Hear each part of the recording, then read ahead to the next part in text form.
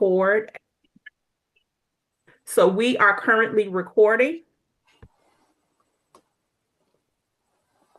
And I want to start off with our Black History highlight. Angelique, I want to give you the floor so that you can begin with our Black History highlight. Give me a minute. I'm going to go ahead. Can everyone see the screen? We can see the screen, no PowerPoint though. Bear with me a second. Let me make sure I share.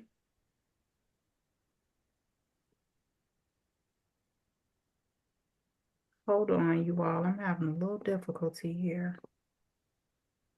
There we go.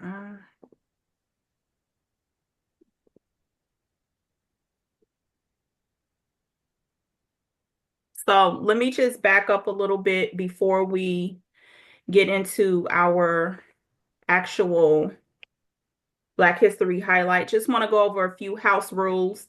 Um, Make sure you keep yourself on mute if you have any background that will be disruptive to the call, so that we can hear, so that we can have this conversation and we can all be included.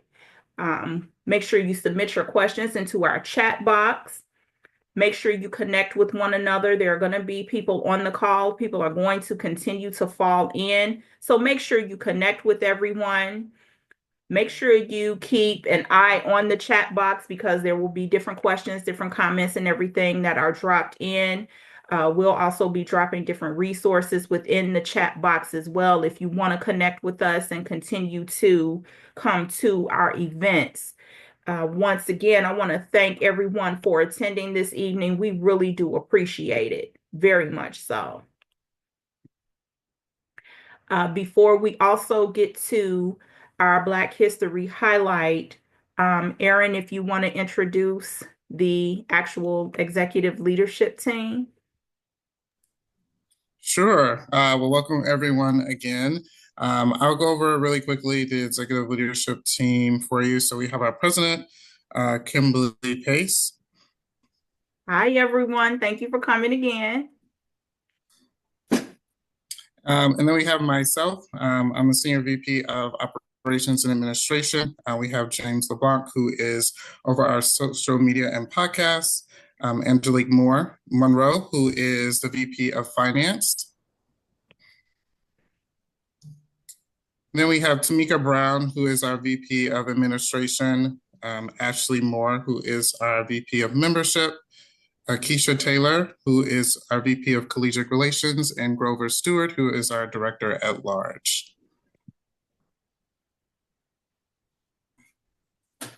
And now we will come to our Black History highlight. Angelique, I'll give you the floor.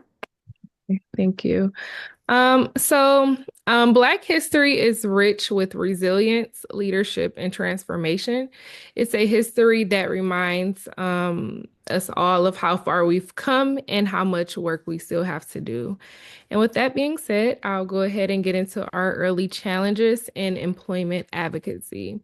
Before the Civil Rights Movement, Black professionals faced extreme barriers in employment and let alone in leadership positions within HR.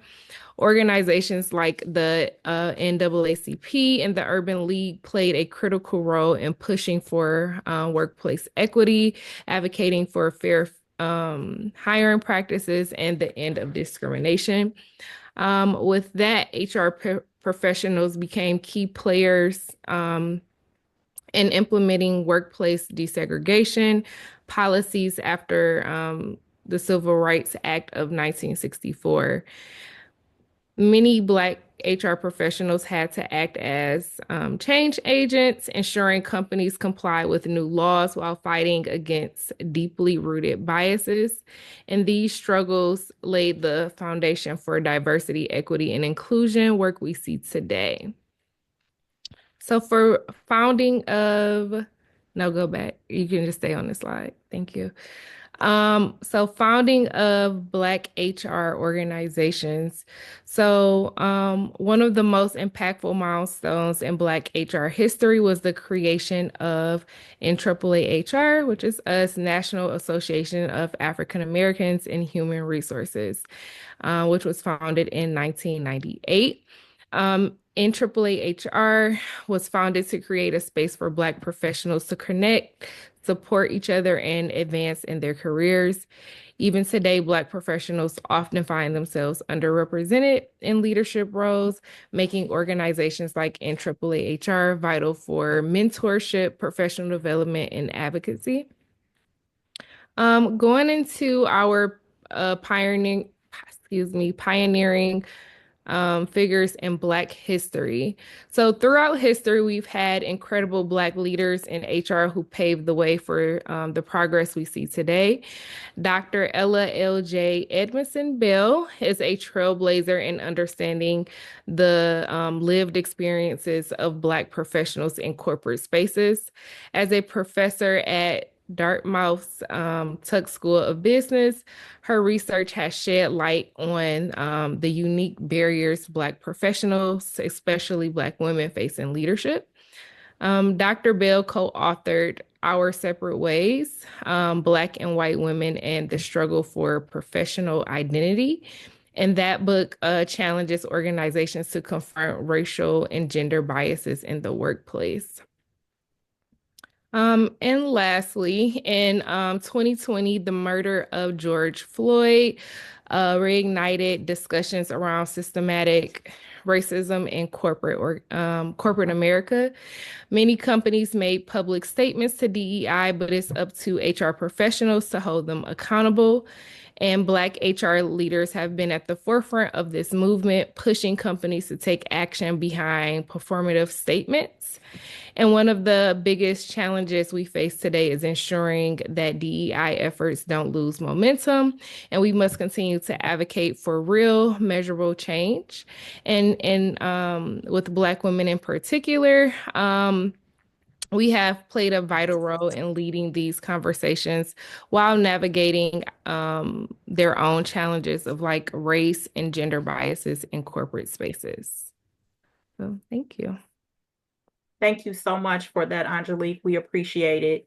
Again, how much we have contributed to Black history, this organization alone, because in this profession, we don't see very many of us where we look like one another. We have made a lot of progress. We have turned a lot of corners, but in this climate, it seems that this new world order or this new administration is looking to turn a lot of things back, which has ignited another fight that we must continue to go with, and we must continue to stand up for ourselves. So I want to talk a little bit about HR, talk about our foundation and the turning the mission into impact. So our mission is here. And our mission is very strong in what we believe as far as in NAAA HR. Of course, we are having our challenges now as well to keep our mission going. So I don't want to necessarily read to you guys, but I want to stay here for a second just to let you guys know that we are still standing firm on this mission. We are still looking to continue in NAAA HR and continue to strengthen in NAAA HR. And we have to do that as we continue to fight strong, as we continue to stand strong with one another. We do a lot of networking. We want to continue to network. We want to continue to build careers and help one another build our careers. We want to continue to reach back to our community and help our young professionals that are preparing for the workforce. We want to help our professionals that are in the workforce when we face challenges and when it's time for us to grow and step and move away. Again, here are some of our core values. Again, don't want to necessarily read to you guys, but just knowing what we stand for here within NAAA HR. Don't want to read everything word for word to you guys because I'm really excited about this conversation for us to have tonight, but also want to give you a foundation and give you a background as to what NAAA HR is about, what we stand for. And we want to continue to stand on these values. We want to continue to grow, and we want to continue to stretch our arms around one another so that we can unify. Our pathway to transformation. These are just a few of this is our strategic plan and our 5 pillars that we will be working from as we continue to move forward as an organization. Again, we are striving, we are building so that we can continue to grow in these areas and that we can expand in these areas. So I want to get into our conversation this evening. We have some great panelists this evening. We have some great questions. We have some great topics. And let me just say, we want this to be inclusive. We want our audience to be interactive. I want to remind you guys to drop your questions in the chat. I want to remind you guys to network with one another. I want to remind you all to connect with one another. I want to remind you all to connect with NAAA HR as well as connect with us as panel members. So with that being said, I want to have our first panel member. I want to allow Heather to introduce herself and tell us a little bit about you, Heather. Hello, glad to be here. Thanks for having me, Kimberly, and thanks for you guys for joining. So I am Heather Holland, founder and chief HR slash DEI slash inclusion consultant or really curator. And I might change it from DEI to inclusion. It just needs to be a little fluid sometimes. The Holland Collective focus on healthy workplace cultures and building capability, whether that's individual capability or organizational capability. And those services that I provide include consulting, speaking, and coaching in the areas of like HR, talent, and DEI, and more at the strategic level. So I've been in HR probably about 20 plus years, not probably, but 20 plus years, close to 25, in various HR and leadership roles, domestic and international companies. I've always been based in the US, but may have had global accountability. And in most cases, when I've taken on those D&I leadership roles, they did not report to HR, they reported to the business. And I think that's a different nuance. It's probably a nuance I prefer. And I've been in industries, I say industries, and which are some of the same industries that I focus on in my consulting, but industries that make the company work, make a country work, like in energy, manufacturing, consumer goods. Kind of one thing about those industries, especially energy and manufacturing, they tend to be white male dominated spaces that like energy, for example, is less diverse than tech and typically has no interest in some level of diversity of its workforce. So those have some unique challenges. I'm also a member of the board of directors of Chicago SHRM, and also the diversity, inclusion, and belonging director at Chicago SHRM. So thank you. Please ask us questions, and I'll turn it over to the next panelist. Right. Thanks so much, Heather. Brandon. Thanks, Kimberly. Hey, good evening, everybody. Brandon Jones. I am the global head of multicultural affairs, equity, and inclusion for a startup with a 100-year foundation, like we like to say. The company's called Premient. Really thankful for this conversation, this opportunity to talk and share some perspective this evening. But my way to HR has been a little unconventional, or some would say unconventional.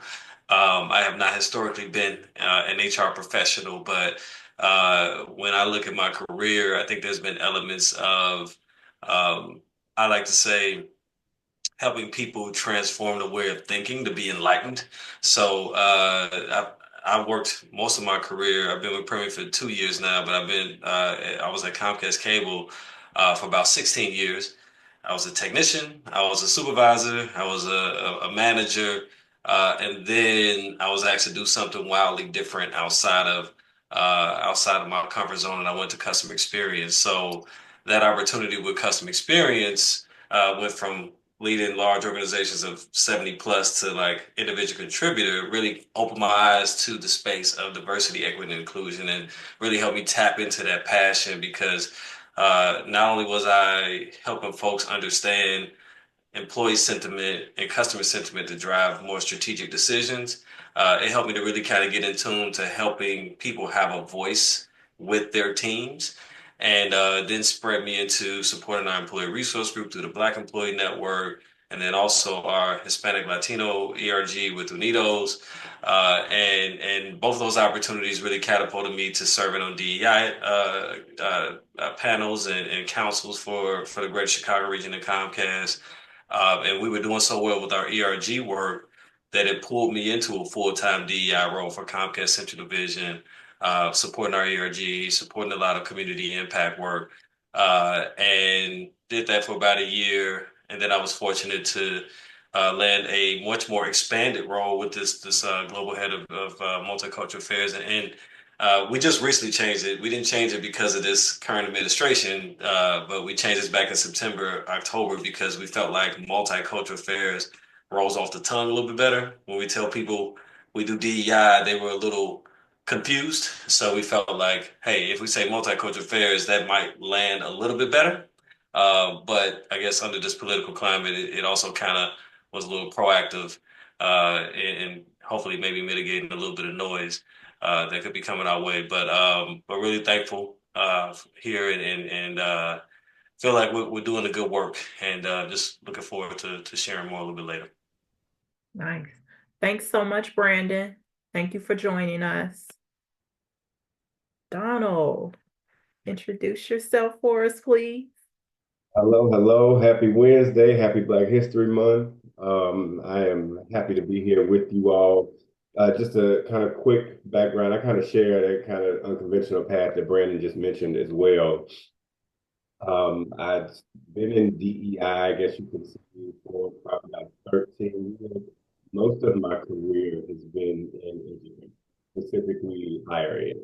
And then through those experiences, working with students, doing staff development and training, I found that I was really into organizational development. So not just looking at that from the classroom perspective, but looking at that outside of the classroom. Where can we take these formal classrooms and make them into informal learning spaces? So that's when I kind of found my way into human resources. From the perspective of DEI and work development. So I've been doing that for some time. Mike is muffled. Okay, sorry. I'm also under the weather, so if that may be something, but I'll switch the mic as well. Give me 1 second. Take your time. I sent that to you private.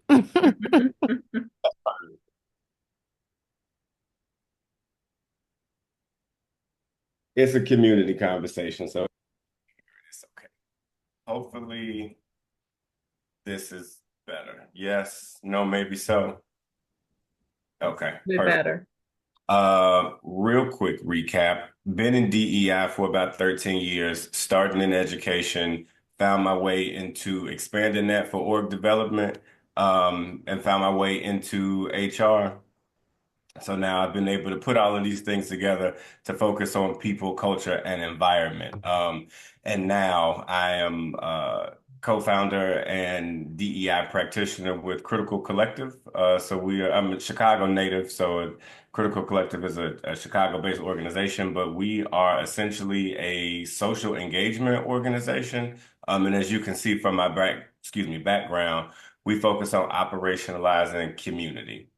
So we are wanting to bring individuals together, companies, corporations, non-for-profits, in a way that we can collectively work together and focus on inclusive practices through like strategic events, through training and development, kind of everything I mentioned about my career packaged somewhat into this organization. So I know we'll talk more about things as we go on, but that is my introduction. So happy to be here. Thank you, Donald. Happy to have you.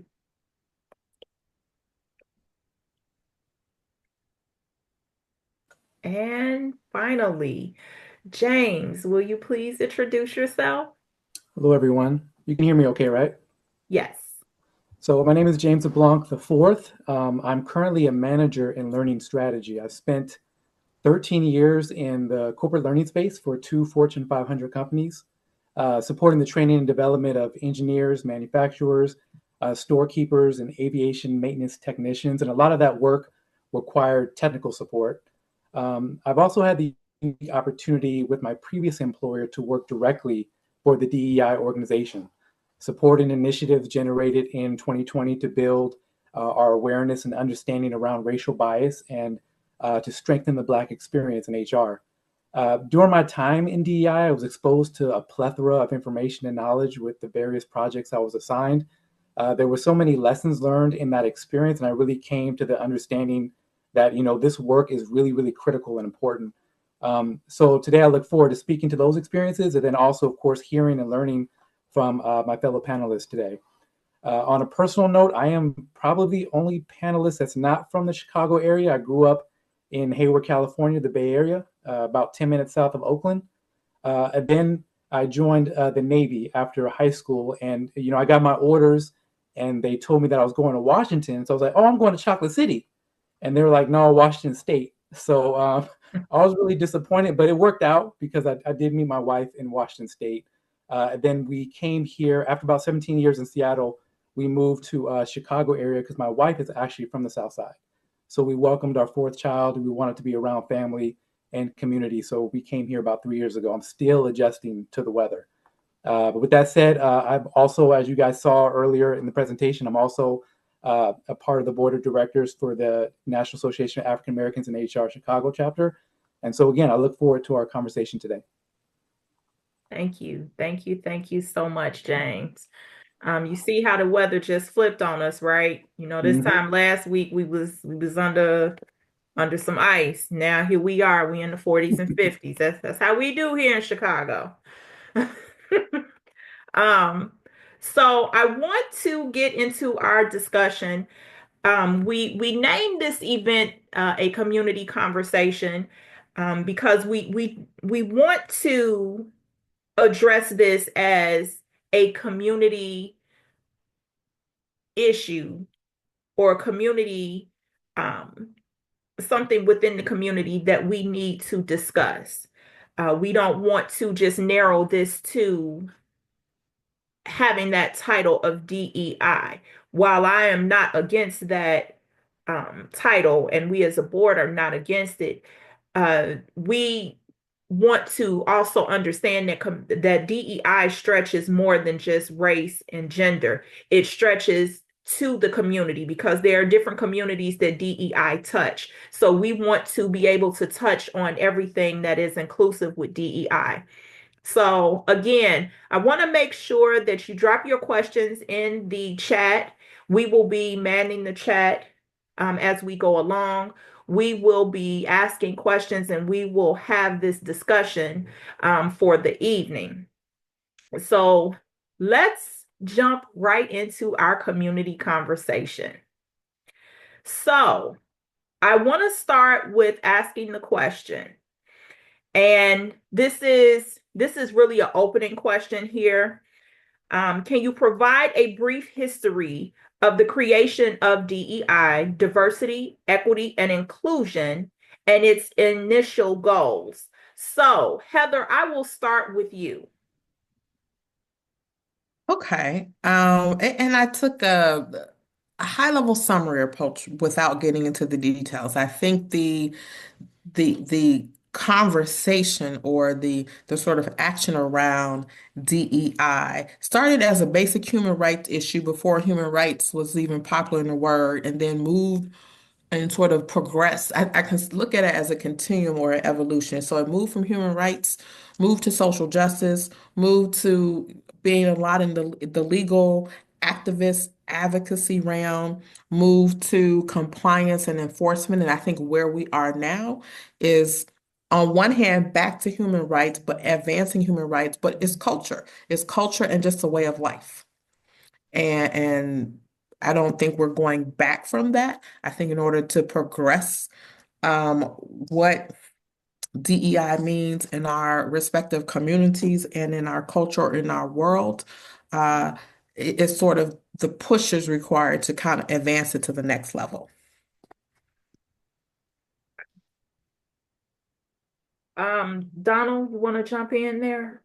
What are your thoughts? And I'll repeat the question. Can you provide a brief history of the creation of DEI, diversity, equity, and inclusion, and its initial goals? Absolutely. I echo a lot of what Heather said. Going to the question, when you say the creation of, I feel like a lot of folks will see that around the events that happened in 2020. But DEI existed far before then. It's like you mentioned with the human rights, civil rights movement. So we see that come from a place in the 50s around advocacy for people, just around just treatment, access to different things. But we can go back even further than that if you want to look at it from the political standpoint of women getting the right to vote in 1919, 1920, right? So DEI has existed. It has been called different things. But if you do a quick Google search, everything will pop up around, August of 2020. But if you were looking at the workforce, the world, people, culture, and environment, it's existed for a long time. Absolutely. Absolutely. Definitely agree. Brandon, did you have anything to add? I think Heather and Donna both had some really good points. I don't have a whole lot to add to that end, but I'll just a couple things just from my purview. Like when I think about, like, yeah, historically it's been around for quite some time, and I feel like from a title position perspective, um, my immediate recollection has probably been in the past maybe 20 years, where I think initially it was just diversity and inclusion. When you saw folks VP of diversity and inclusion, manager of diversity and inclusion, and I felt like in that time it was very much in a qualitative space. So it was about um, driving more awareness and creating that sense of belonging and tackling bias and training and development and building, inclusive cultures and listening to folks and making sure folks aren't left out. But I have seen that shift, and I think the shift into more of that quantitative space seemed to happen more in the post George Floyd murder era, where we saw folks starting to track like who's getting hired, who's getting promoted, who's getting paid what, to see like what actually is making progress. So I think right now it is in that space of like making sure like our good intentions match the real world results, and where it sits today. And I think that's where we stay the course of like how is DEI driving business by doing the good work and ensuring that there's a sense of belonging in these in companies. James, did you have something to add? Yeah, the fellow panelists really nailed it. I had a couple of points that Brandon just took from me, but I think one of the things I do want to highlight is one of my frustrations around this topic is the even well-intentioned people are misinformed when it comes to DEI. It's not synonymous with underqualified or unqualified, right? It's about expanding our search for talent, and then also it stemmed from affirmative action, which was about getting people in the door. But DEI is much broader than just getting people in the door. It's also once they're in the door, how do we build off of their experience as an employee?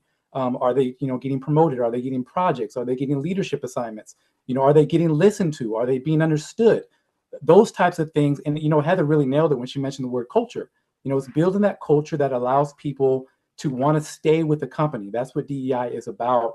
And, again, I think the term has been hijacked to be just synonymous with Black as well, but it also really, supports a bunch of other minority groups and gives them the avenue in which they feel, safe, they feel welcomed at their company, and they feel listened to.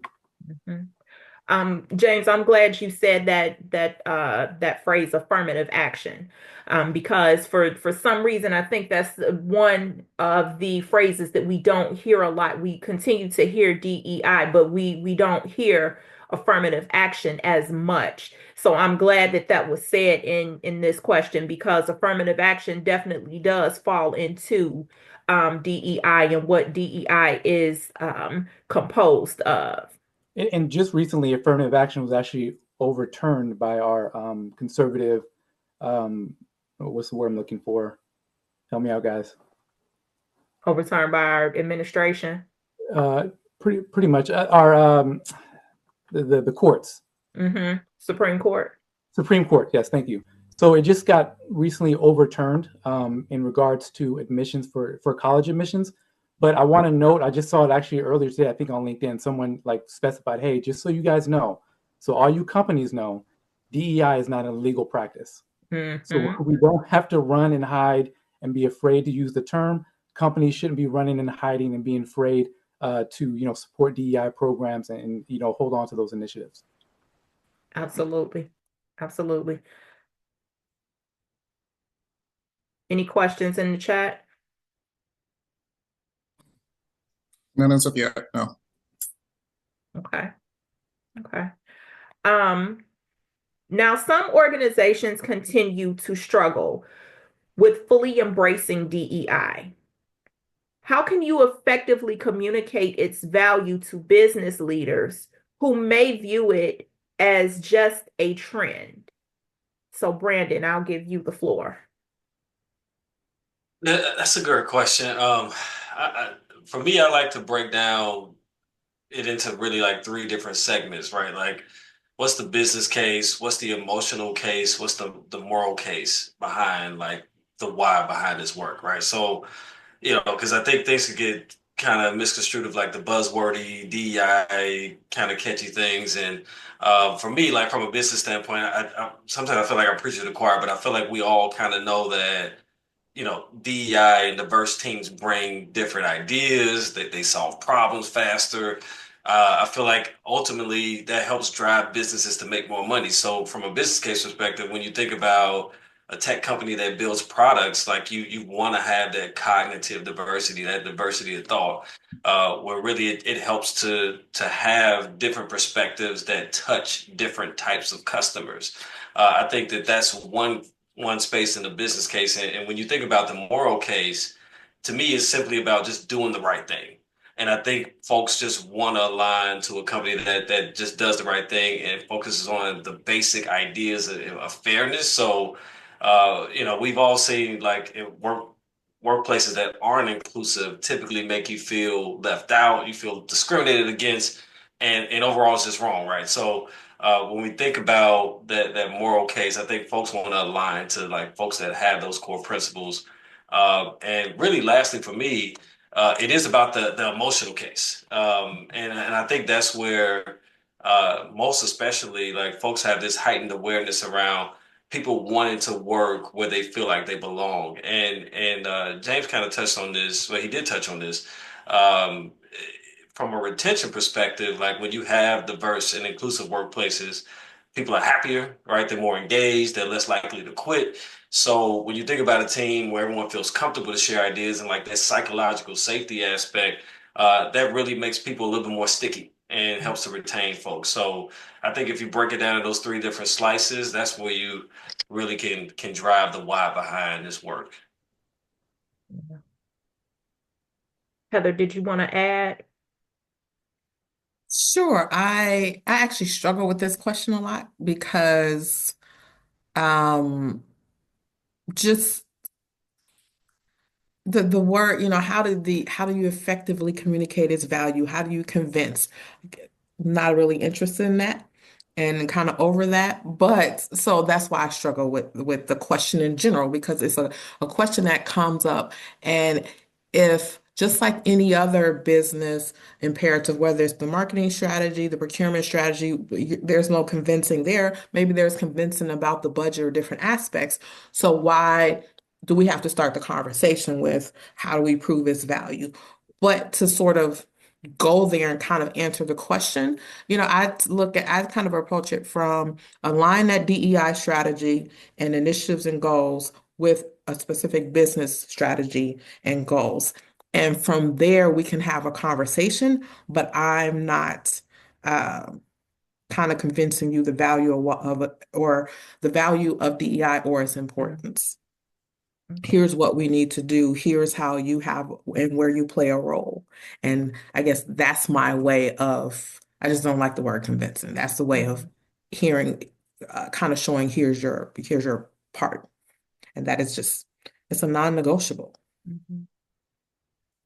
And I think some of the companies that have rolled back, particularly like we keep hearing about Target and Sam's Club, I think they're feeling it now because it's hitting their pockets, where there's been a lot of traffic, well, less traffic in Target, and the stakeholders are feeling it.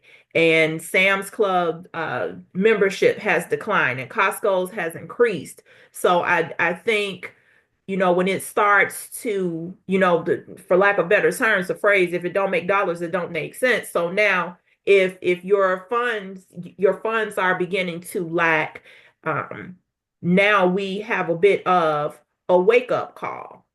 And it's unfortunate that we have to get to that. And it's just one of the things that I always say is as African Americans, we spend money. And we always have. And a lot of products that are in these different companies are Black created products. So I hear you, Heather. Go ahead. Yeah, and there's no CEO or no sort of brand or marketing wants to see their sort of name splashed across social media or getting negative publicity. Absolutely. That causes at least some questions to the leadership team, if not some sort of reaction at that point. Absolutely. James, did you have something I'm sorry, Donald, did you have something that you wanted to add? Sure. Just in terms of if you look at DEI as a trend, you've already failed, right? Because it's a conversation between programmatic and strategic. So if you're looking at DEI as these programs, I know we have conversations around the word initiative for today, and I can talk a little bit more about that later. But if you're looking at it from that perspective, it's surface level and it's already going to fail. Like DEI isn't a trend because I tell folks that I work with all the time, whatever your business is, the good or the service will be quality. You have to assume that it's quality, right? That is always going to happen. But it's a conversation between product versus process. So DEI is focusing on the process of how you get that return on investment. It is how you focus on the human resource of your organization, and how you work with people, treat people. Brandon mentioned that sense of belonging, because if you don't have a staff, if you don't have employees, you don't have a good or service. So DEI as a trend is a failed question already. So we have to look at this as how can we implement these things strategically within the organization, but that causes people to shift their understanding that DEI doesn't mean race, it doesn't mean gender, it doesn't just mean age. These are all strategic practices for whatever it is that you're trying to accomplish. James, did you have something that you wanted to add? Well said, Donald. Well said.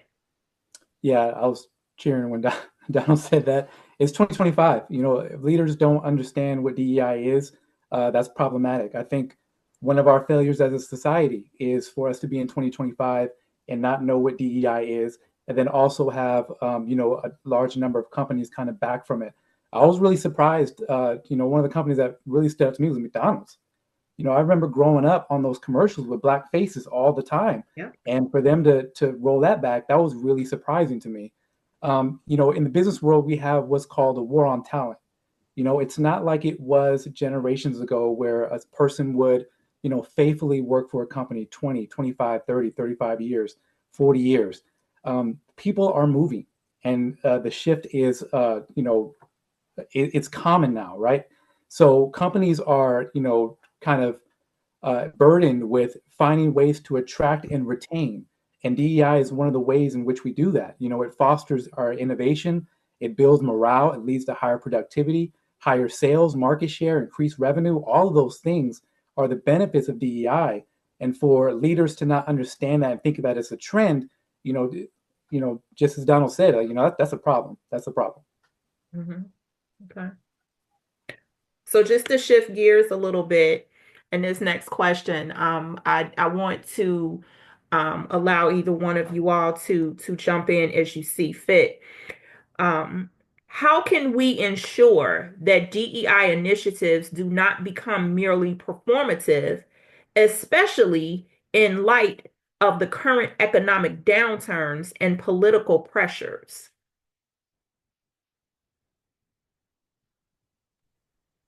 I can start that.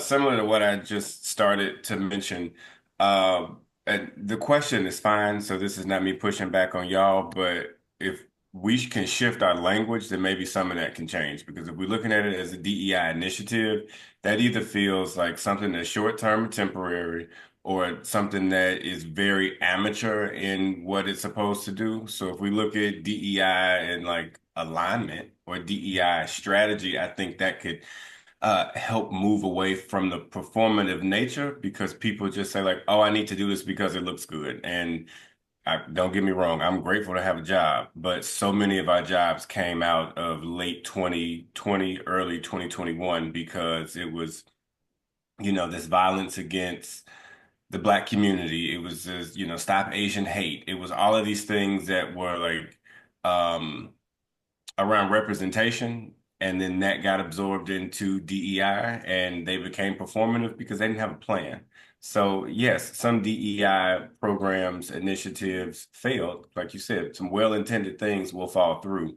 But there was no alignment. It was just that we need to do these things to kind of ride this wave and see where that goes. But yeah, I think if we can move from DEI initiative and look at DEI alignment, we can open up that door for a culture perspective within organizations that I think will start to shift some things. I like that word alignment, Donald, because that means that is this is who we are, this is what we stand for, versus your point about it being an initiative to, okay, well, it looks good, or we're going to start doing this because, we need to um, appeal to a specific community for a short period. James, go ahead. I see you with your hand up. Yeah, I think the unfortunate truth is that DEI, we've learned that DEI has been performative, right? Mm-hmm. A lot of people backed away from, from DEI altogether, right? And others are rebranding. I know a company that, decided after 100 years of them being in business to go public with the representation data, after 2020, to display transparency. Now, this company's had DEI, for many, many years. And when they were ready to roll out their representation data, there was a halt. They had committed to rolling out, I want to say December or January, and then they had to stop, and they had to hire a consultant because their data was so terrible. They didn't know how to present that, and they didn't want the blowback. So they hired a consultant, and the consultant packaged the information and said, this representation data is in alignment with other aerospace companies. So that's what we're going to say. So the company came out and said, here are our numbers. Black people, of course, were grossly underrepresented in the company and in leadership roles. And they said, by the way, these numbers represent the industry. And so this is what we're working on. And so, like I said before, it's been performative for many companies.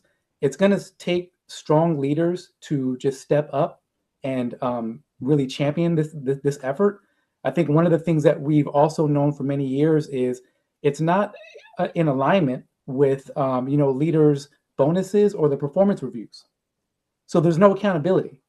I can have a DEI program, and when I go to my leaders and say, hey, we haven't done much of anything DEI related. We haven't hired many people. Our representation is pretty much the same this year and year after year. and it's not, connected to their performance review, then nothing's going to change. Nothing's going to happen. There's no accountability. So unfortunately, we're going in the opposite trend in which we want to go. But that's one of the ways that we can ensure that it's not performative. Yeah. I guess a little bit to add to that, if I can, just real quick, because Absolutely. Donald and James nailed it. So, but I totally agree. Like the accountability piece is important, right? Like, are we having scorecard reviews with leaders to talk about promotions within their organization from a diversity standpoint? Are we looking at uh, middle management and above and like their engagement into employee resource groups? Are we measuring that? Are we tying it to bonuses? Are we tying it to performance reviews? And that was one of the key points when I thought about this question. I immediately thought about like leadership having to walk the talk, right? Like I think we have to ask ourselves the question of like, if our companies measure DEI traction by checking the box to say we've done this training session once per year, and that means we're doing it, we're doing stuff, and people are just they'll just innately they'll just get it, right? Like no, it goes back to that accountability piece and leaders modeling that inclusive behavior and also challenging the biases and making DEI like a core part of the company's DNA. So when I was reflecting on this, I thought about the current company I work for and like how there was some intentionality with saying our guiding principles are inclusive. That's one of our guiding principles. And also, when we think about our core values of safety, not only do we talk about physical safety, we talk about psychological safety. So, for me, as a DEI practitioner and the head of DEI for our company, I'm driving accountability. If folks aren't driving and leading in that behavior, you can actually hold folks accountable because this is who we agreed to be, right? We agreed to be inclusive. We agreed to be kind. We agreed to create psychologically safe, welcoming environments. And if we're seeing employee surveys and employee sentiments detract from that, we need to have a different conversation. And I think that that's really one of the key areas that we really got to focus in on when we talk about how do we make sure this work continues, and then also that it's not performative. Because again, to James's point, a lot of folks were revealed in these past few months, and you got to do some reflection within yourself and within your organization to make sure that we're doing the action driven work. Absolutely. I love it. So I got two things here. So at Angelique, I see your hand up. Go ahead. I just wanted to bring to your attention that we do have two questions in the chat. One of those are, how can organizations continue to support DEI practitioners when their leadership has cut funding? So that was one of the questions in the chat. If any of the panelists or anyone wants Yes, on that. please, panelists chime in, or if someone in the audience wants to chime in, please feel free to do so because we do want this to be inclusive as well. This is Heather. So a couple thoughts.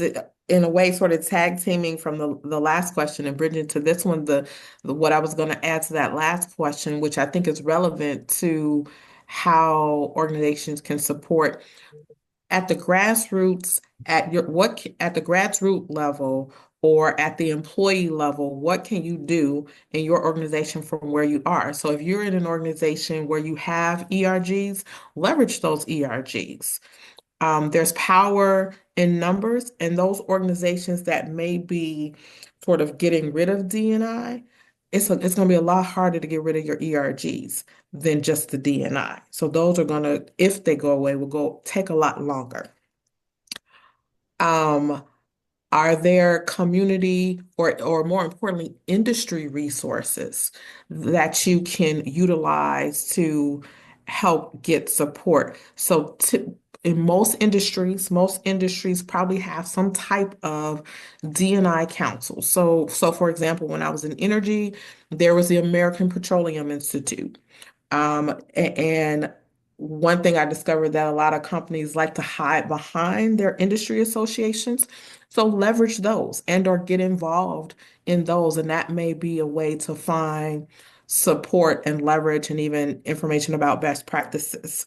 And from a local perspective, even finding groups, other organizations that are either D&I focused or have some sort of council where you can sort of connect over what are some best practices or ways that may be able to help you. And I guess too, maybe to that question, what do you mean by support? What type of support are you looking for? Like that may help give us answers to or provide answers or thoughts on other resources and options.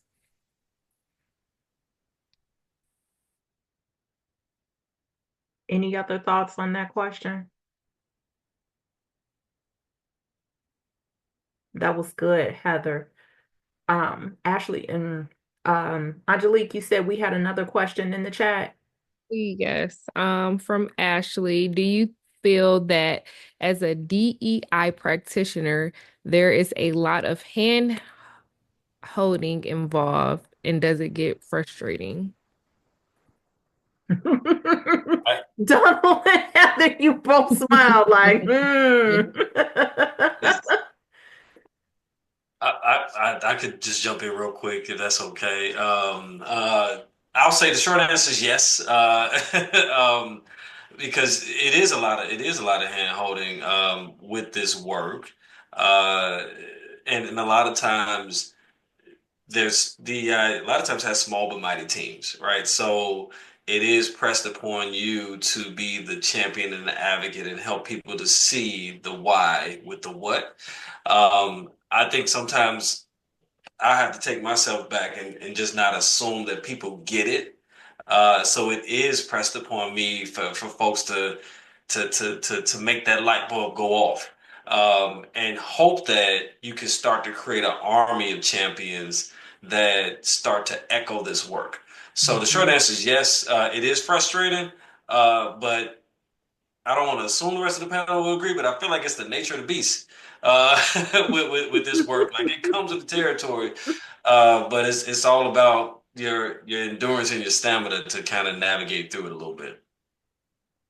I agree with you, Brandon and Ashley, kind of how I approach it, because I am not a hand holder.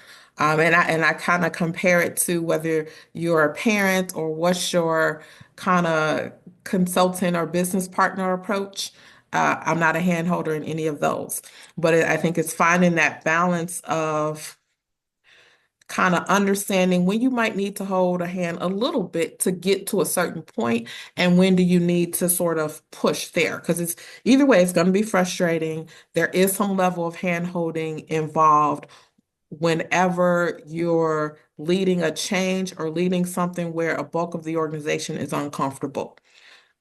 So it's really about helping them work through that discomfort, as opposed to them kind of like, I don't know what to do.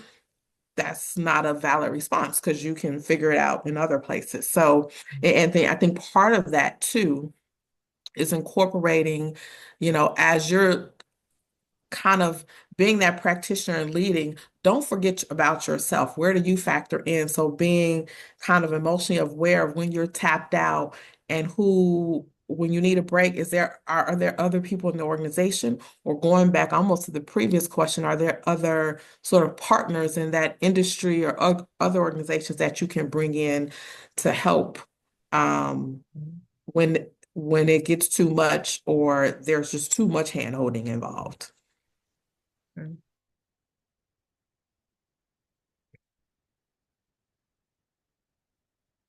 Did we have, oh, I'm sorry, did we have any more questions in the chat?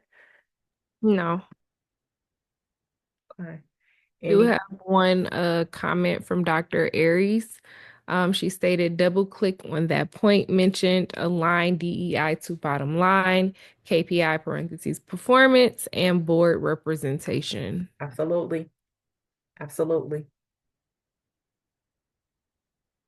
Good point, Dr. Aries. Any other comments? Any other questions from the audience?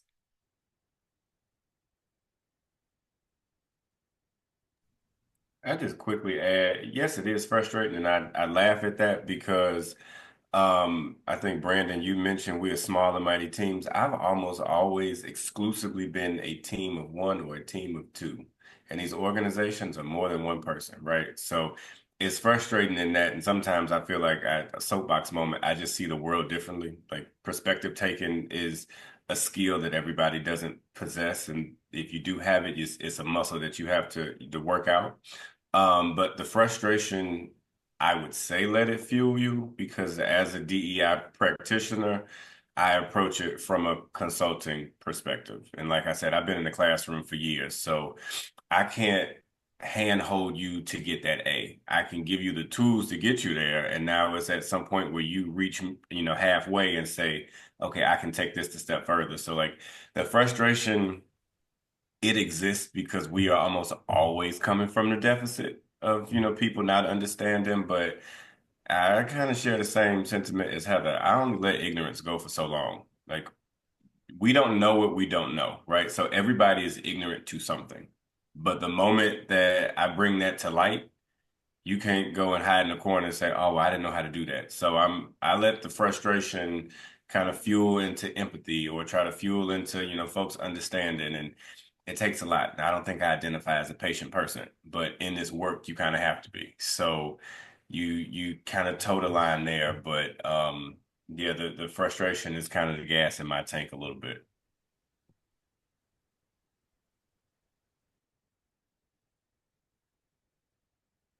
Thank you, Donald. Any other questions, comments?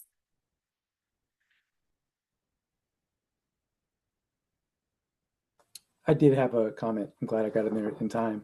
I think one of the things that sometimes we might fail to understand is our difference of experiences as Black people in corporate America and America in general. Our experience is so much different from our counterparts, right? There was a racist pundit not too long ago, and he said when he gets on the plane and he sees a Black pilot, he gets nervous. And he thinks to himself, wow, I think that's a DEI hire. And I don't know if that person is, the best pilot for the job.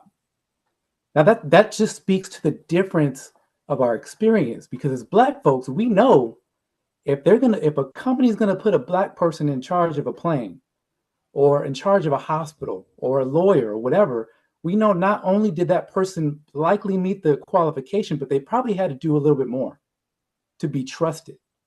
We know when we walk on a plane and we see a Black pilot, we're probably looking at one of the best pilots, right, for that company.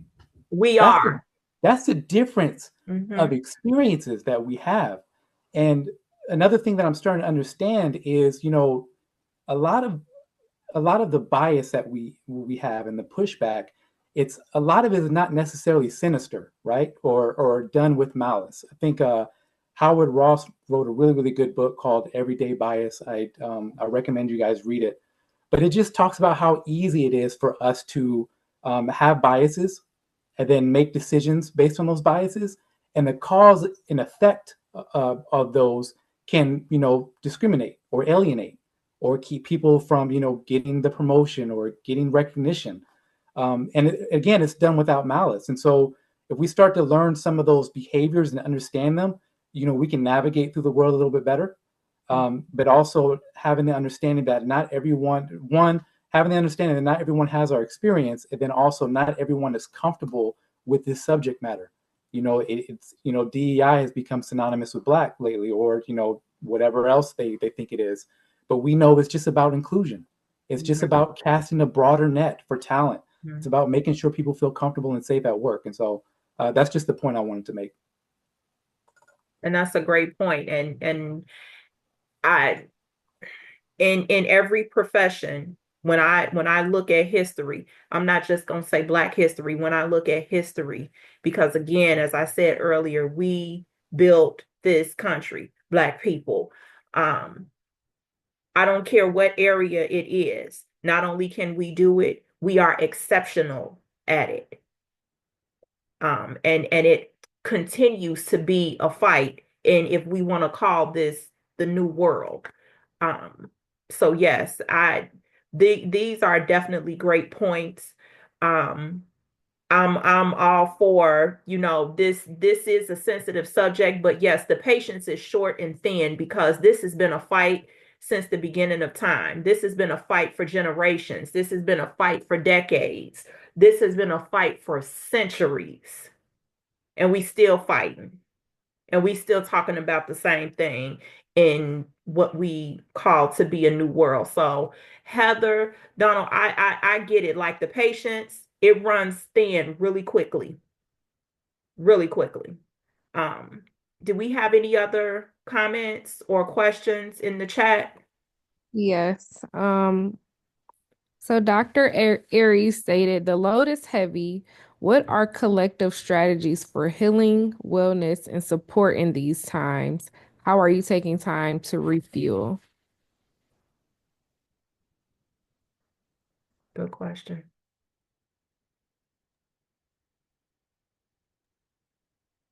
I have lately gotten into, so Don Lemon is on YouTube. He's no longer on CNN. So I've gotten into his sort of broadcast. And part of that is just taking a break when you need to. I mean, one thing he talks about is like, yes, I'm here to inform you, but don't listen to the news all the time.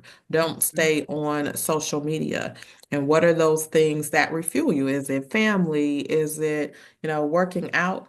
Making sure you incorporate that into your day to day and even while you're at work. Sometimes it might mean, I mean, some of the things that I would used to do if it was a group dinner, I might go to the group dinner, but I'm not, I'd give myself a time limit and leave because I had just had enough.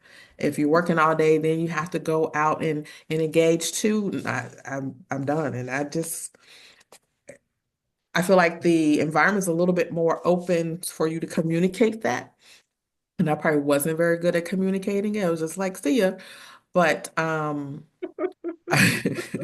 again, I worked with predominantly white men, so it was kind of like, with a big age difference. So that's also another thing. But I think um, for me, those are, and so working in those environments, another thing that I would do to refuel myself or when you're in those environments is, especially if it's been a tough day and I'm in an environment that's just not very diverse racially, gender, thought process. Um, I may go have dinner in Hyde Park or something to kind of go to the opposite and be around a totally different group of people or get ingrained in the culture. And that's a way for me to just kind of like shed and let it go. Yeah, I could just jump in real quick because as I saw the question, it was a kind of slight eye opener because I'll be honest, I don't do well with that. I should be better with carving out the time. Um, I feel like in the current company that I work for, like I feel like there's so much work to be done that I kind of sometimes don't really account for that step away. But I will say, um, when I think about maybe the unintentional time to kind of pull back. I do relish the weekends, and there's a lot to what Heather had mentioned. Like I try to make sure I do disconnect as much as possible. I try to make sure on a Friday I am signing off at a healthy time so that I can enjoy myself with my family, friends, and loved ones. Um, and I think that that's what's helped me to kind of escape a little bit. But I also feel like when the weather's better, I haven't done a lot of this lately because it's just been so cold. But I do enjoy sometimes it's a good walk and just reflecting and just thinking and just getting a little bit of fresh air, a little bit of sunlight, just clearing my head, even if that's for 30 to 45 minutes. So for me, that's helpful. Also, just a big proponent of mental health and having a regular connection with your counselor. So sometimes just talking through things, and sometimes it don't always have to be about work, but it's just getting the coping mechanisms that help you to kind of uh, you know stay aligned and stay focused and not be consumed with the dynamics of this work, right? So those are just a couple of things that come to mind for me.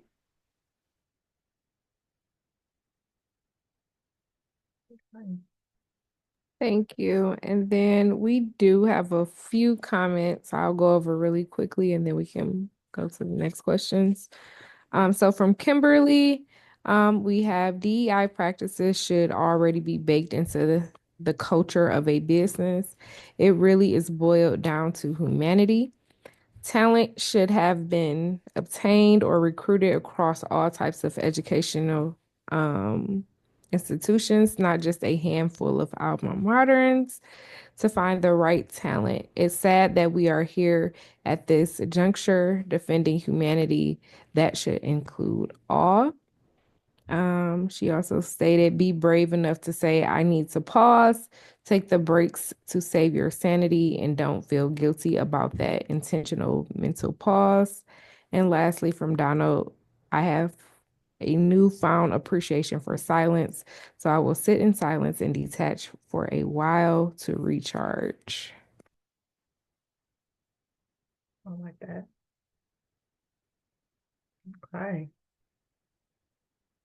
Thank you so much for the comments. Thank you for the participation. So, Aaron, I will turn the floor over to you. Great. So from a future of DEI perspective, really want to look into more future thoughts and comments on that. So from a recruitment kind of perspective or hiring perspective, I guess what are the most effective methods for measuring the impact of DEI initiatives beyond simply looking at hiring metrics? And I can start possibly with Brandon. Yeah, no, great point. So I feel like that's still being uncovered, to be honest. Like just a few things that came to mind for me, because I think immediately you want to think about diverse representation.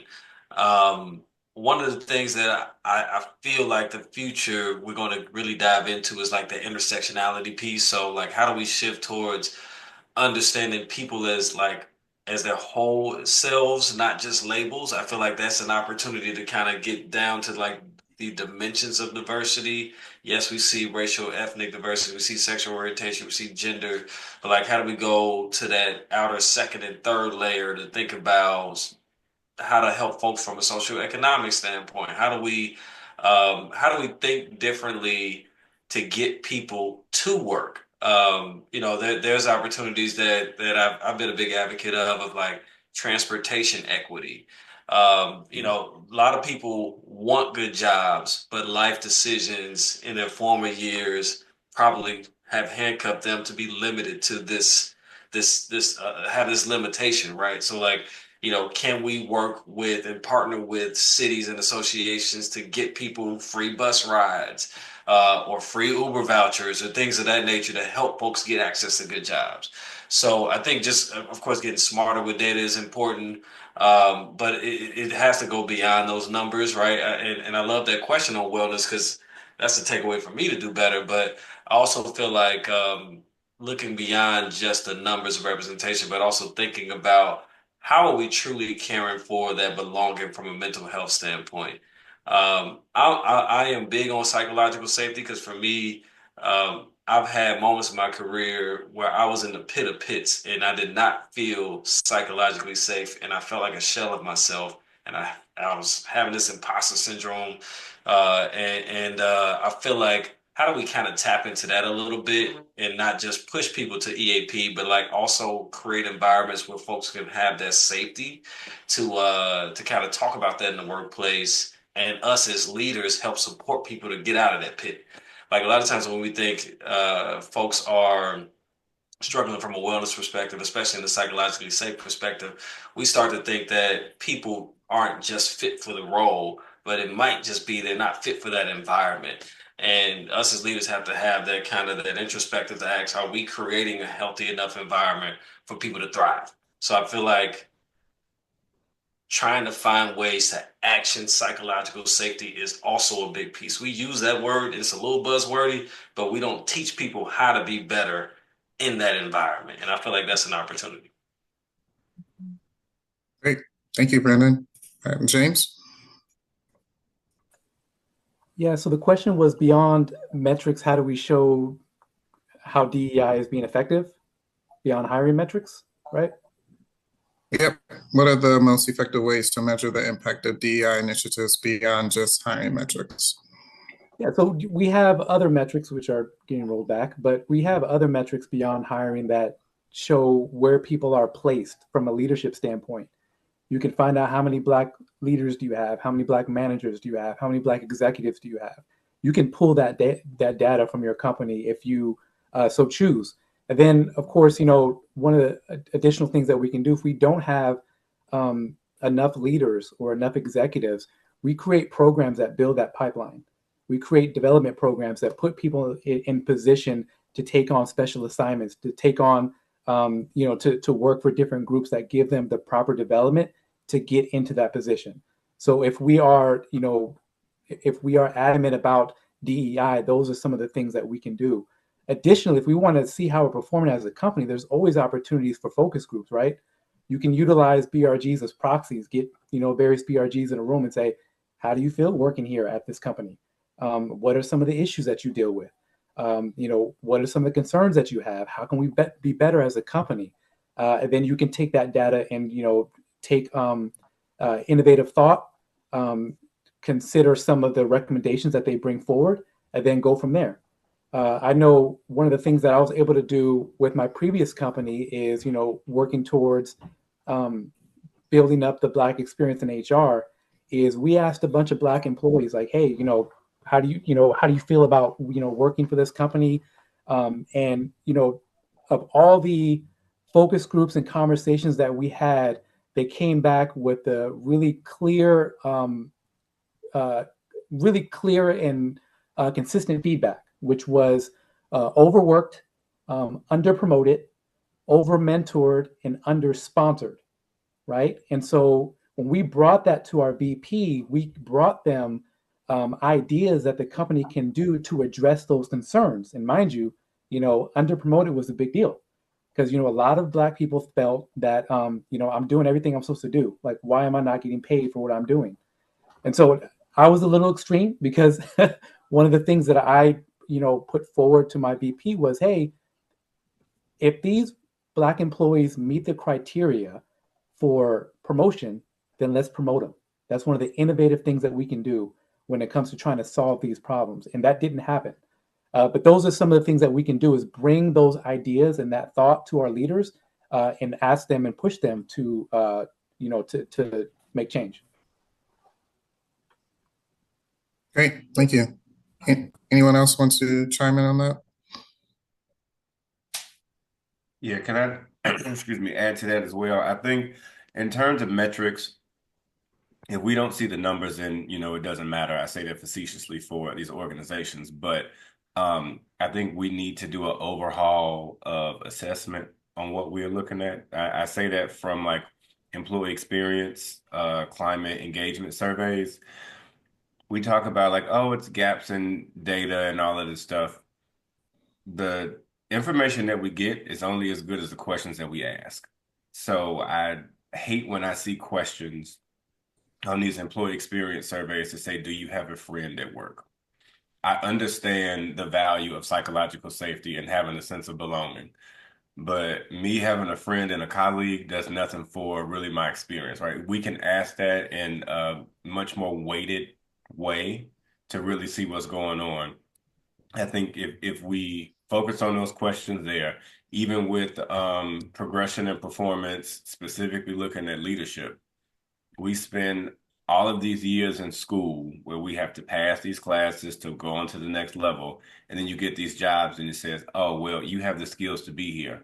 You still have to be developed, especially as a leader. So if we're looking at DEI initiatives and DEI strategies, if I'm looking from a leadership perspective, I think we need to overhaul how we look at their performance as well from a coaching perspective, from an understanding of different types of people. So one thing we haven't talked about yet is neurodiversity, right? So what does that look like for folks with different intellectual abilities and understandings of how things are going on?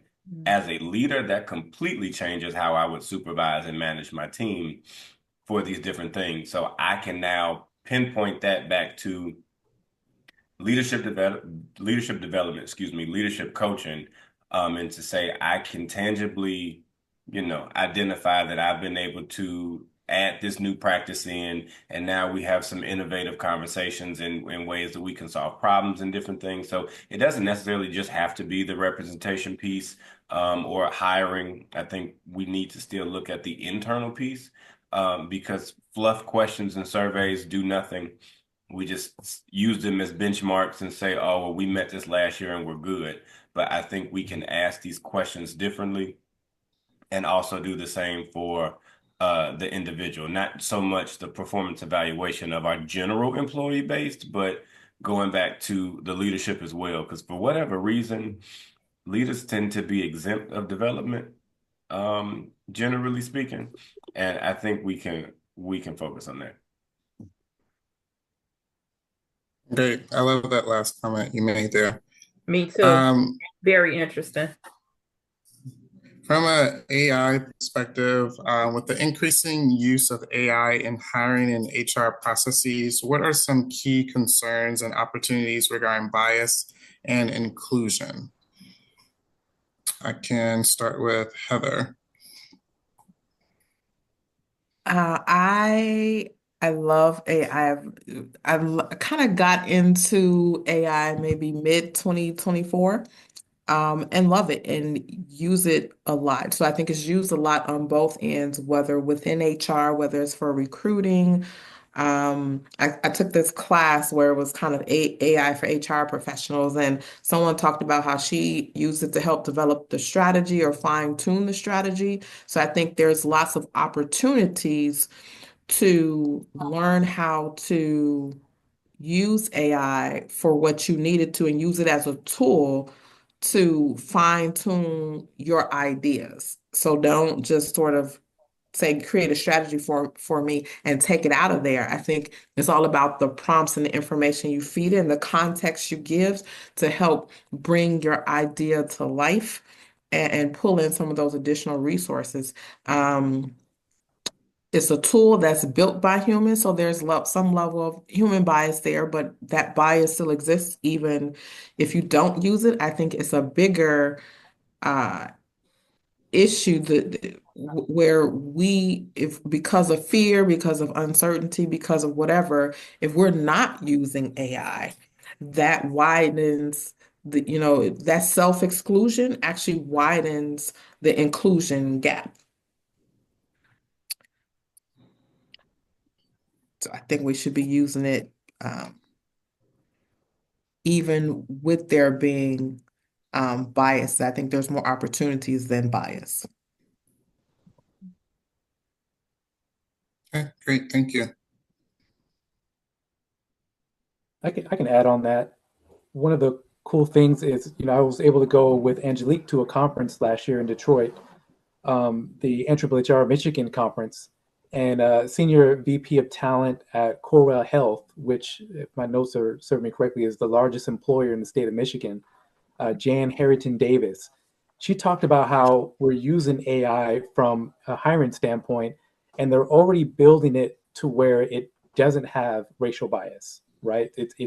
It's combating racial bias in the selection process.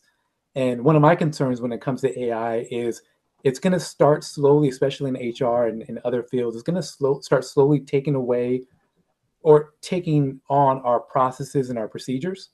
And so some of those processes are, selecting people for special assignments, selecting people for development opportunities, selecting people for promotion opportunities, et cetera, et cetera. And so my concern is that, the AI will have bias in those processes. And so hopefully, they translate the ability of AI not to have bias in hiring and extend it beyond. A good perspective. Very good perspective. Anyone else want to chime in on that question?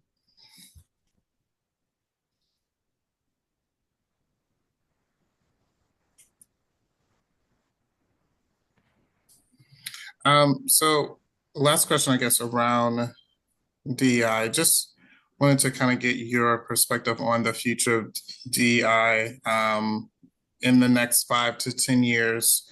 Are there any type of emerging trends that HR professionals should take note of, or where do you see DEI kind of going? I understand with this current administration how it is currently, but what are your thoughts on the future of DEI and regardless of the administration, but what do you see happening with DEI 5, 10 years from now?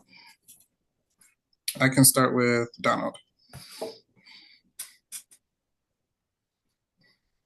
I think it will look different the same way it has looked different from the beginning of time, right? But I think if we can shift away from, and this, I say this to not discredit what we've done already, moving away from race and gender, and even arguably sexual orientation, because I feel like those are the three common synonyms that the world sees with DEI.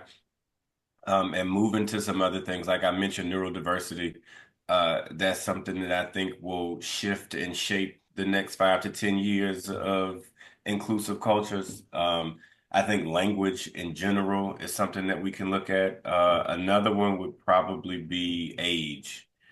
So right now we have what the research says, 5 generations currently in the workforce. And the way that our work dynamic is shifting because our generations are influencing how we work with other people, how we understand the world. So if we kind of open up training, learning, and development to talk more on social impact of like multi-generational workforces, I think that will start to shift things. I think it also will make it a little more palatable. People confidently talk about their age or at least reference to their age from an experience standpoint in a way that feels safer because race-based conversations in America still feel a little prickly pear for folks, right? So I think coming in from that approach, we can demystify it a little bit. I think it will still be here. I think it will look different. And then with the addition of technology, it's definitely going to look different. So hopefully we are still able to lean into the human element of the workforce and not so much heavily on the output with technology, but doing those things, I think it will shape what the next 5 to 10 look like. But just a different approach to what we talk about. Great, thank you. Donald, I think you bring up some interesting points because I think that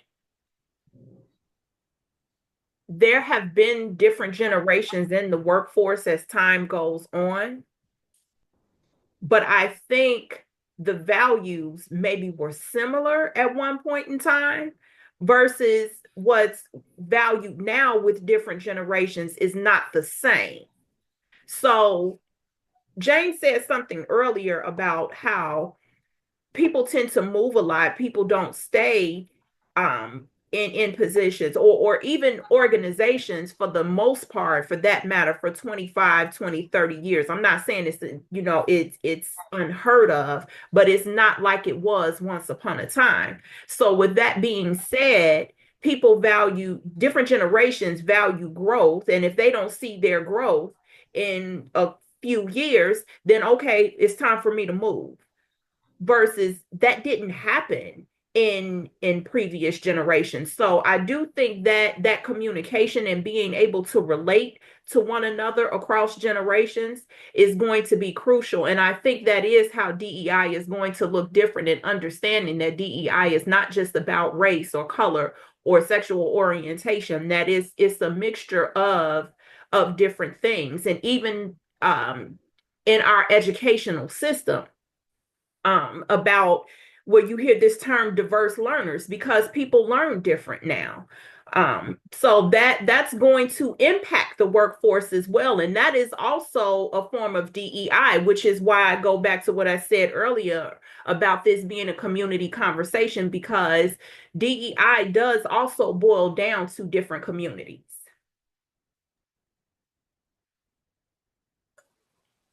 Yeah, I wanted to add to that in regards to the different communities. I am a direct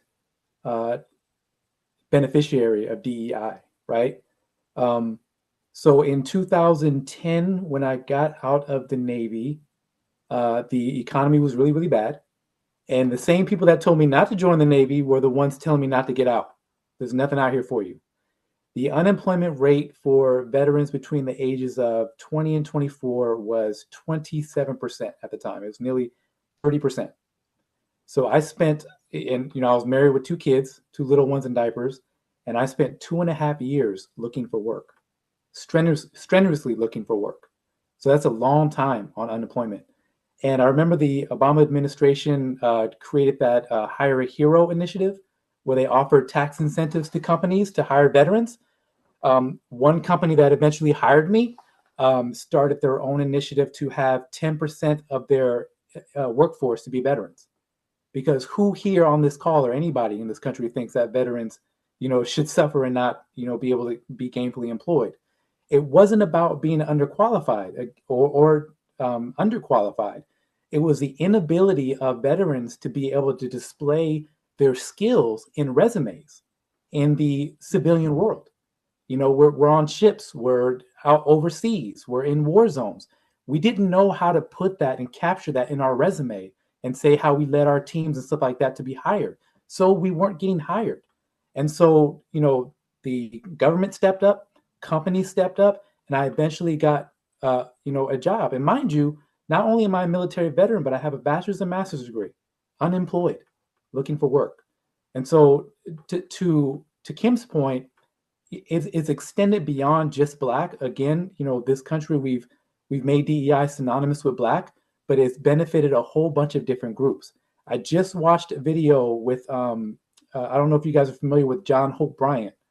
He's a CEO of Operation Hope, an entrepreneur.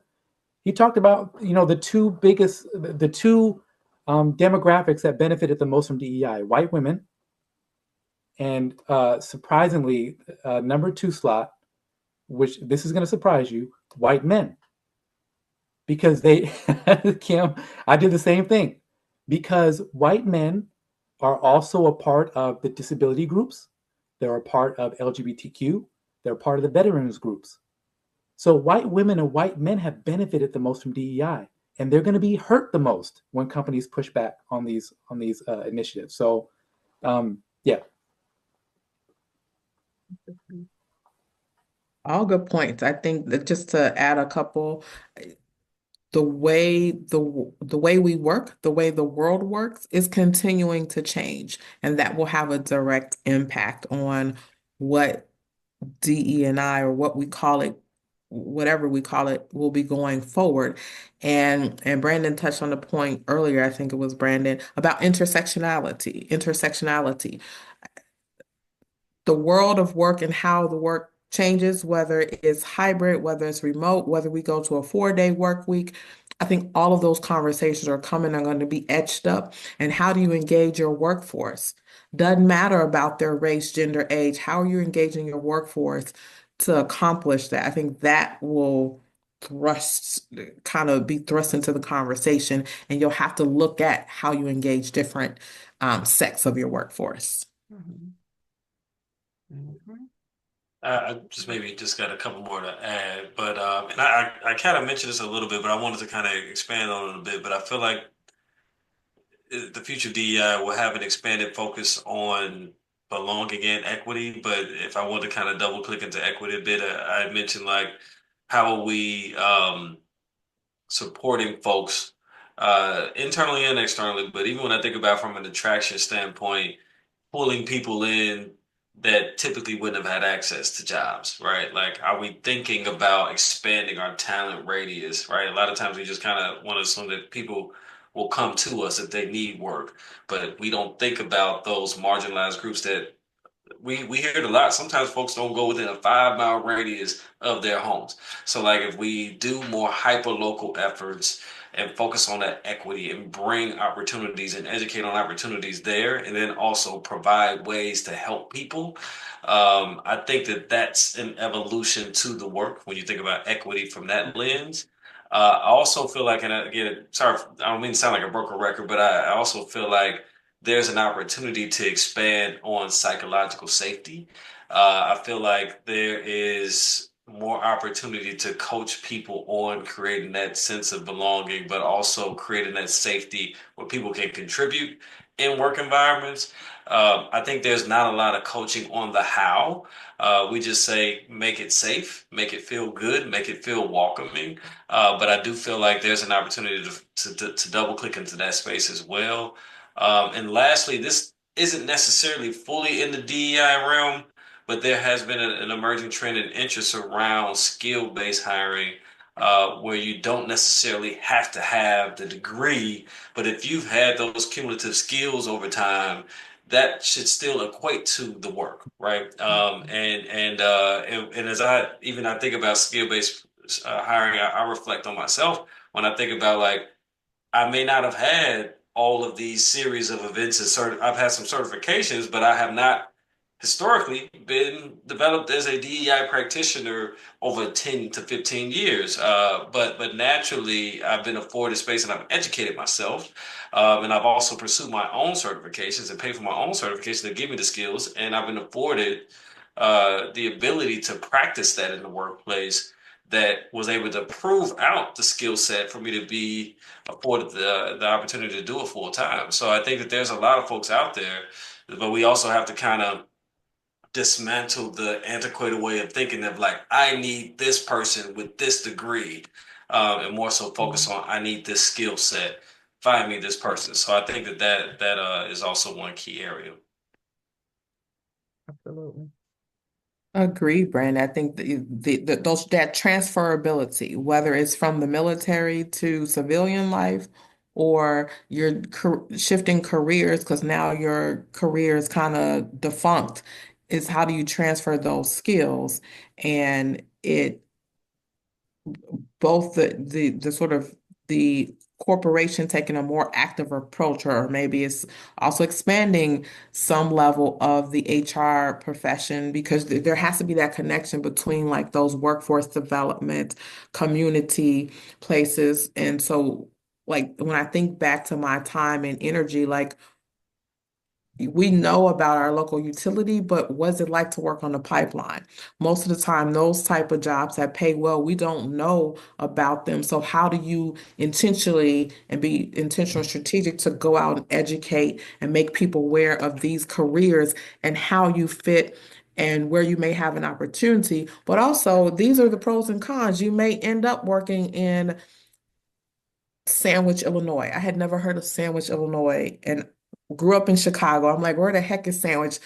Just in case you're curious, it is about 30 minutes west of Aurora, maybe 45 minutes west of Aurora. And but that may be a technician role, which we tended to hire military veterans, because once we kind of did the work to work with a military recruiter and translate the language back and forth from the industry to military and military back to industry, Navy veterans really work really well in the energy industry, especially on a pipeline or in a engine room. So I think it takes extra time and investment to have some level of outreach into the community to that's going to that's how you're going to also find and develop your future workforce. I think because it's become a lot harder and employers typically are not good at that. So I think that's going to be something that has to get added in, and by just pure default of that, to me, the diversity, equity, inclusion piece will be built in, because you won't be able to afford to target just specific communities. You're going to have, reach out to multiple communities in order to get the talent to do the work. Mm-hmm. Mm-hmm. Many faces of DEI. This has been a very good session. You all, the time flew by. Flew by. I think we're gonna have to make this a series. We're gonna have to figure out how to stretch this for the remainder of the year, and bring in some real world situations. Not to say this is not real world, but really expand it more. The last question, and I want to direct this to all panelists. What practical everyday actions can HR professionals take to promote inclusivity, even in organizations that are resistant to DEI efforts?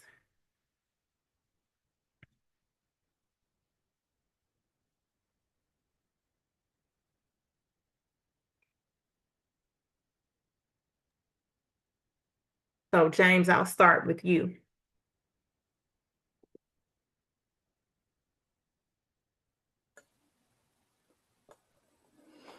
All right, man, this one's loaded.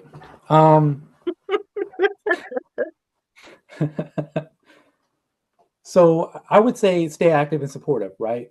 Our companies, some of our companies provide BRGs. Sometimes your company, in some cases, your company's rolling back, right? And there's groups like NAAAHR that you can join, right? Shameless plug. I would say stay active and stay supportive. Continue to get informed and understand this topic, right? There's a Bible verse that states, be ready always to give an answer to every man that asks you a reason of hope that is in you with meekness and fear. I would say be able to speak to DEI when and if that opportunity comes, right? There are so many people that are uninformed, don't know anything about DEI or the benefits of it, and just be that champion for DEI and be able to give, we talked earlier about, what are our strategies on, convincing a leader.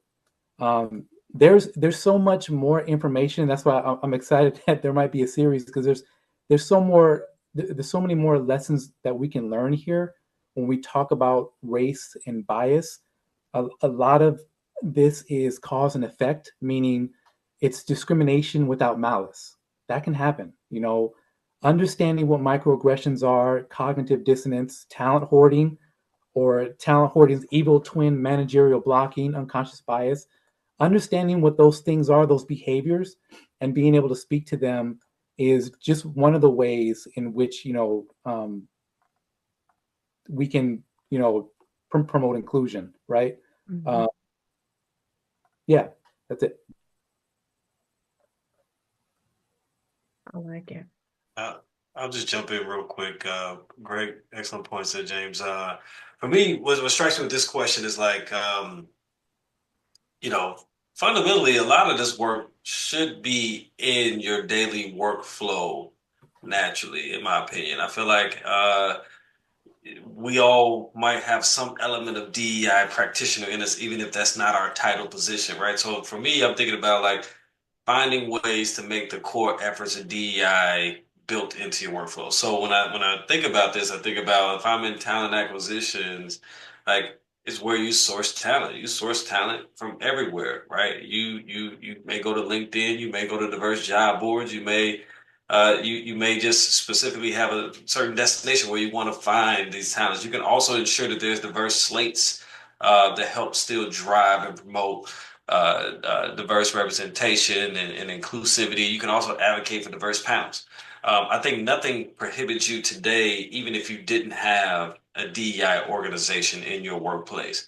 I feel like also if you're like an HR business partner, you could also make sure that you're having accountability to managers around their biases and also when it comes to like people management, when it comes to performance management and reviews, you could just have healthy questions and ask thought-provoking questions that hopefully should prompt them to check their biases if they're exhibiting things that might not be inclusive, right? So I think that those are just a couple little additions I would make in regard to still being practitioners and still focusing on diversity without explicitly calling it that, right? Good point. Following the line of thought on talent acquisition piece, I know as HR professionals, HR leaders, HR generalists, whatever that role may be within HR, you can kind of feel that it's bogged down in paperwork or behind the scenes, but we essentially are the lifeline and the heartbeat of the organization. Like people are literally trying to work for the organizations that we're part of and funnel through us in some way. If that's you reviewing job application, if that's you setting up interview questions, I think you can always ask who's not here, or if they are here, who's not being heard, right? Because sometimes they're already at the table. The mic is not turned on, or people are just not listening. But to that point, I think it is our job within the HR sphere to try to lean into accountability as much as possible. So where we can be objective, I see James just said it's hard to challenge our own biases. It definitely is. But if we can go back to say we have a kind of standardized process, these are the questions that we are going to ask in the interview, and we're going to ask them of everybody. We're going to really focus on these things. So you can do those kind of micro steps. You might not have the largest impact in shifting culture, but something as simple as, changing a couple questions or having legitimate rubrics instead of leaving it up to a hiring manager to say, oh, well, you can talk to them and somebody else to talk to them, like to standardize things in that way.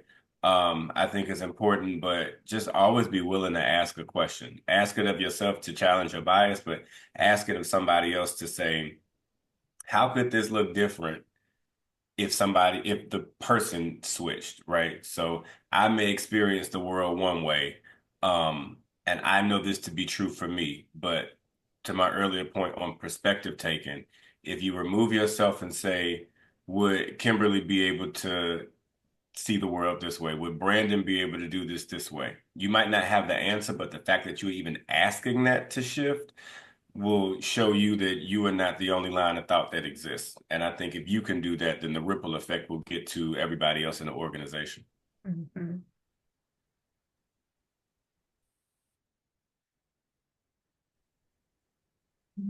One point I'll add is I think one thing that we can do is a little bit more of just telling our stories and tie it to whatever role or business or industry you're in, because how many of us have or are working in spaces where, like, I couldn't tell you how many times my mother's like, "What do you do again? What does that mean?" And whether it's your kids, nieces, nephew, where they didn't have the exposure or access that we have. So I think we also have an obligation to sort of pass that on to the next generation and to our community. And that's something that, just how do you get through your day working in an environment where you may be one of few, that type of feedback, sharing back. How many times I know there were times in my career I wish I had had some of that, and because I wish I had had some of that, I freely give it. So I think that's something that's definitely practical, that we can do even when there's resistance, because just by the sheer nature of being who we are, that's some level of diversity and equity inclusion. And so how do I feel like, or try to make sure that I'm included, despite your resistance?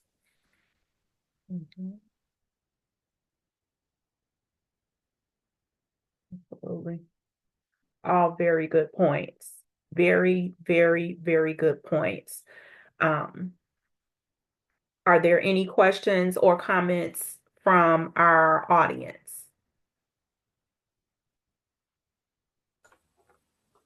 I think another thing we can do is ensure that we operate in good faith.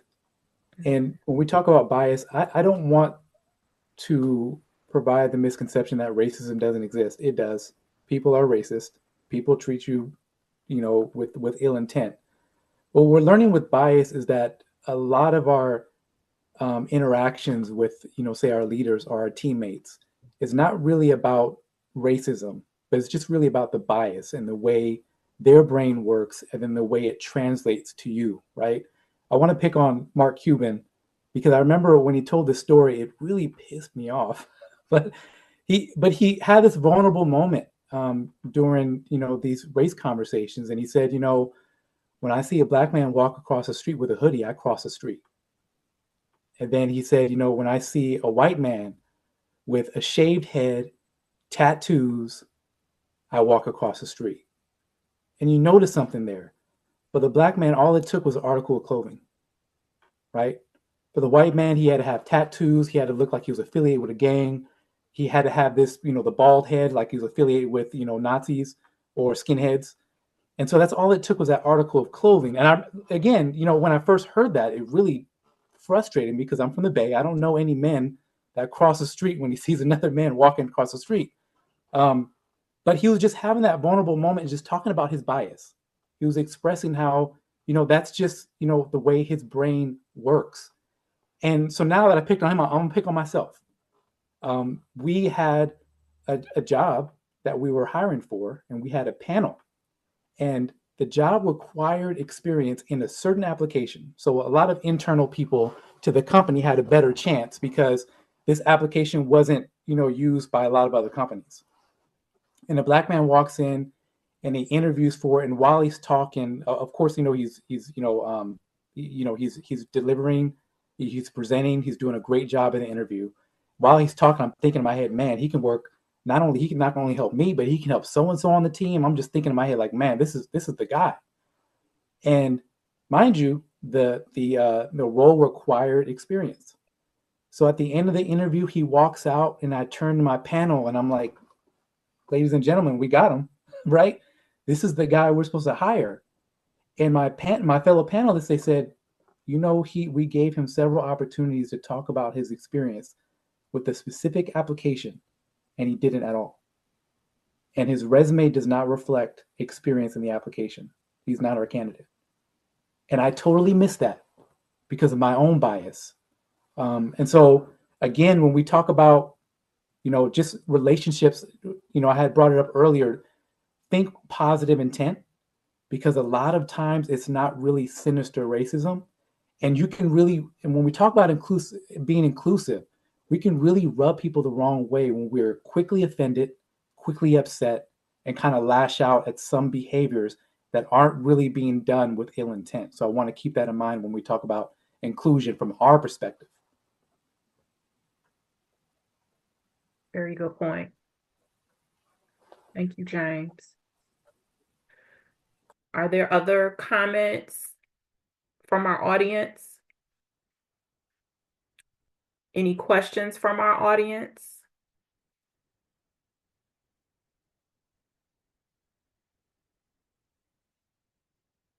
Okay. Well, I want to thank you all again for attending. We had a really good discussion this evening. I do want to continue this as a series. Thinking about this, how we stretch this out as a series, how we reach more, and maybe even having this event in person. One thing that I do want to add is that I think partnerships is going to be critical as we continue to talk about DEI, as we continue to have these conversations. Before we end, Angelique, if you have a closing thought, I want to give you the floor at this time.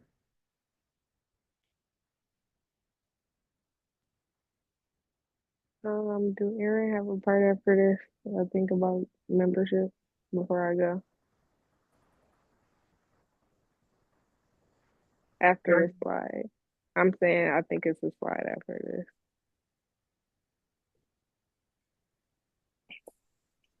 I can speak quickly about membership.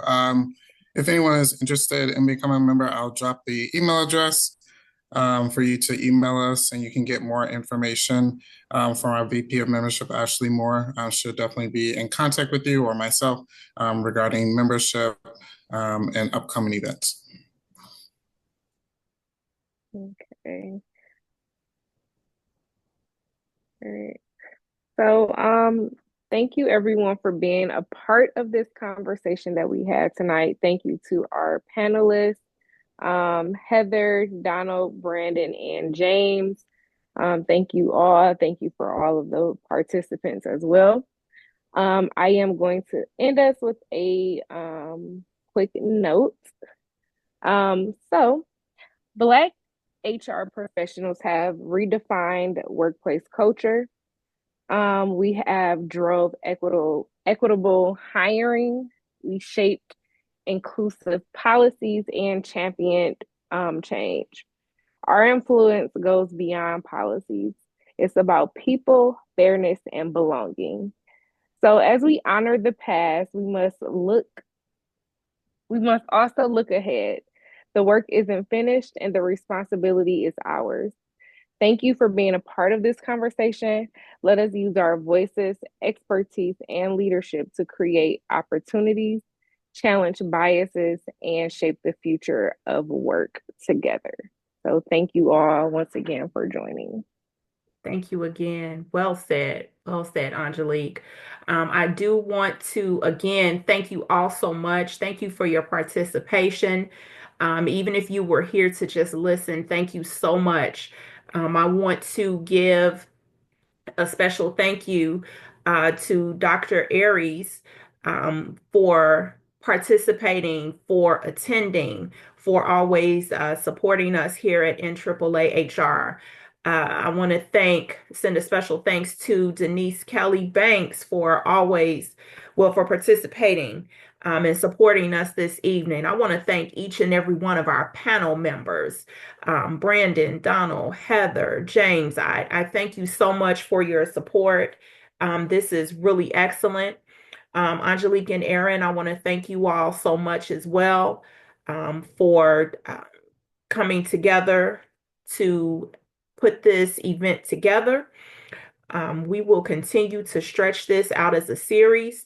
One thing that I will say, if you reach out to us at NAAAHR, we do want to hear your thoughts, your comments, what we did well, what we can do better. As far as this event goes, what you thought of the conversation, we want your feedback. That's how we will continue to grow. That's how we will continue to expand. Were there any other thoughts before we signed off for the evening? Because I want to be mindful of everyone's time and I want everyone to have time to refuel, as we talked about earlier. And I want everyone to have time to themselves this evening and really just be in that quiet place and relax. So before we sign off, are there any other thoughts? Are there any other questions or comments or concerns?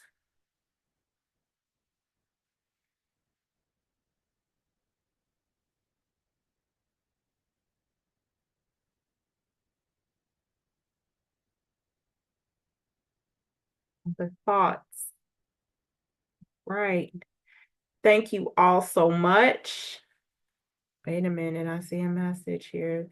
Thanks so much, Denise. Thank you. Thank you again.